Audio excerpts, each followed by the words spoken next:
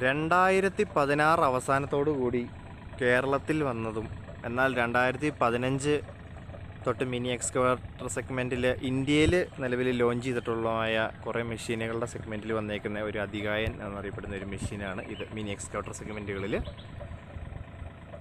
വണ്ടി ഹ്യുണ്ടായിയുടെ 35Z9 എന്ന് പറയുന്ന സീരീസ്, Z9 സീരീസും ഉണ്ട്, Z7 സീരീസും ഉണ്ട്. 2 സീരീസായിട്ടാണ് വന്നുകൊണ്ടിരുന്നത്.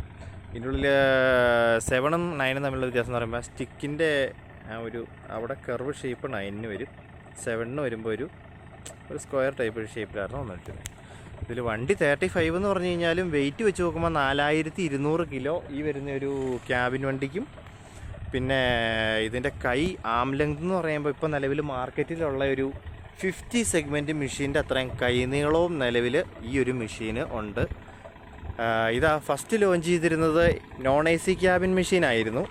Non A C cabin machine വന്ന് കുറച്ച് നാളുകൾക്ക് ശേഷമാണ് ഈ ഒരു യെല്ലോയിഷ് കളർ എന്ന് വെച്ചാൽ പഴയ ഹുണ്ടായി റോബെക്സ് 80-7 എന്ന് പറയുന്ന ആ ഒരു 80 സെഗ്മെൻറ്റ് മെഷീനെ അനുസ്മരിപ്പിക്കുന്ന രീതിയിൽ ആ മെഷീൻ യാൻമാർ എഞ്ചിനായിരുന്നു. നല്ല പേര് കേട്ടൊരു മെഷീനാണ്, കംപ്ലൈൻറ്റ് വളരെ കുറവായിട്ടുള്ളൊരു മെഷീനായിരുന്നു. ആ ഒരു സെറ്റപ്പിലേക്ക് തന്നെ ഈ ഒരു മെഷീൻ വന്ന് ലോഞ്ച് ചെയ്തത്.